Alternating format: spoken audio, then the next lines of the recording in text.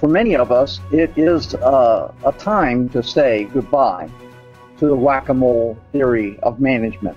What exactly am I talking about? There's no one in the audience that shouldn't be familiar with the arcade game whack-a-mole. With the little fuzzy mole sticks his head up through the hole, and you using a large foam hammer whack him down inside again, only to have another one pop up. So often this is exactly the scenario we have in the businesses that we run. One problem after another, knocked down, only to have another one pop up exactly in its way. It is time to say goodbye to the whack-a-mole theory of management, but I wouldn't ask you to do that without providing something a little bit better. W. Edwards Deming. Who was Deming and why it's important for us to study him today? Deming was an American statistician who was responsible for training 30,000 engineers during World War II with statistical methods for quality control. In 1950, he worked to rebuild Japan.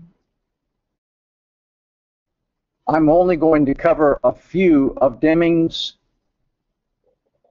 ideas tonight in the short time that we have together. And the first one is Deming's tiger. What you see here is just a tiger. What happens from just a tiger to a system?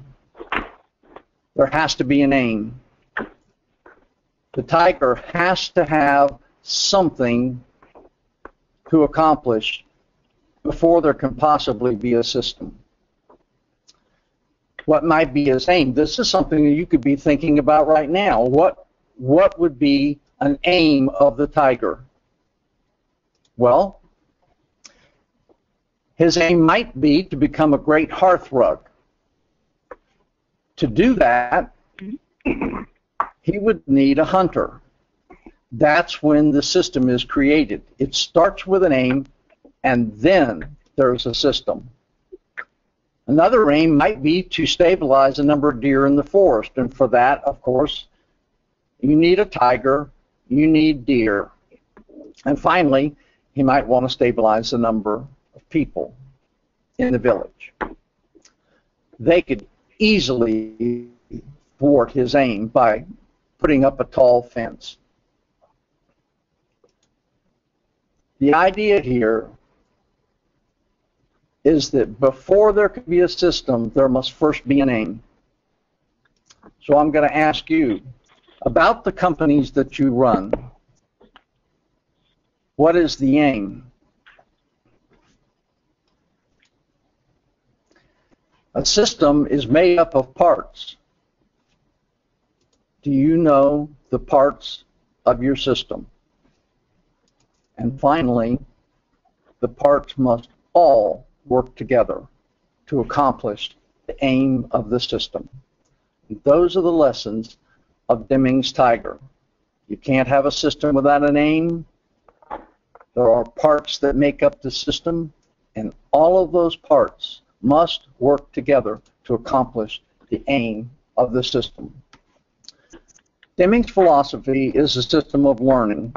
It's all about learning. But why? Why do we need to learn? Years ago, you might find people comparing your pest control company with one across town, deciding that maybe your service is a little better or a little worse, whatever. The price may be better or worse. And that was the depth of the comparisons that were made. That's no longer true.